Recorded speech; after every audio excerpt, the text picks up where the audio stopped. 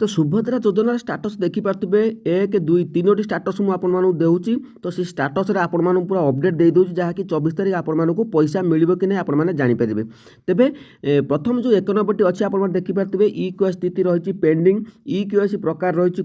Blanc रही स्वीकृति स्थिति रही अंडर प्रोसेस आ द्वितीय नंबर रही E Q status pending E Q mode रही ओटिव अप्रूवल स्टाटस रही अप्रूव पेमेंट स्टाटस रही payment failed please link your bank account with Aadhaar number. तापर 3 नंबर रही कौन इ क्यू स्थिति कंप्लीटेड देखा इ क्यू प्रकार रही ओटीपी स्वीकृति स्थिति रही अंडर प्रोसेस। तो 3 नंबर ऑप्शन आप देखिपे ओटीपी थाई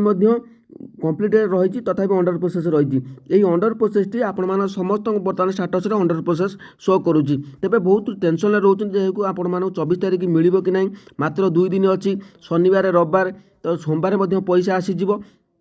तो ये मुझे आपको कही रखुच्छी देखो ये जो 1 नंबर टी अच्छी से 1 नंबर 2 नंबर जो अच्छी तांकर राशन कार्ड अच्छी आ 3 नंबर ऑप्शन रे राशन कार्ड ना। तो राशन कार्ड जो मानकर ना ए पर्यंत भी अंडर प्रोसेस रे अच्छी बा प्रथम किस्ती करू द्वितीय किस्ती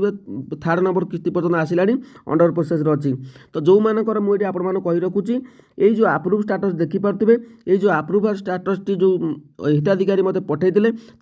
निजर भूल पाई से पेमेंट फेल्ड रही एनपीसीआई लिंक नथिला जेहेतु तांकर एनपीसीआई पुनर्बार ठीक करछंती ठीक करबा परे तांको थर्ड पर्यायर पैसा मिल जिवो सियोर कंपलसरी जो मानकर पेमेंट फेल्ड रहितला से माने जो माने एनपीसीआई फेल्ड थिला तो जदि ठीक करछंती तेबे थर्ड पर्यायर आपण मानको कंपलसरी पैसा मिलिबो। तो जो मानकर जो ग्राम रे आपण मानकर जो लिस्ट आसीतला एनपीसीआई लिस्ट सेतिरे जो मानकर लिस्ट आसी ना अछि तो से मानको थर्ड पर्यायर कंपलसरी मिलिबा को जाउची जदि एनपीसीआई बा डीबीटी ठीक करिथिबे।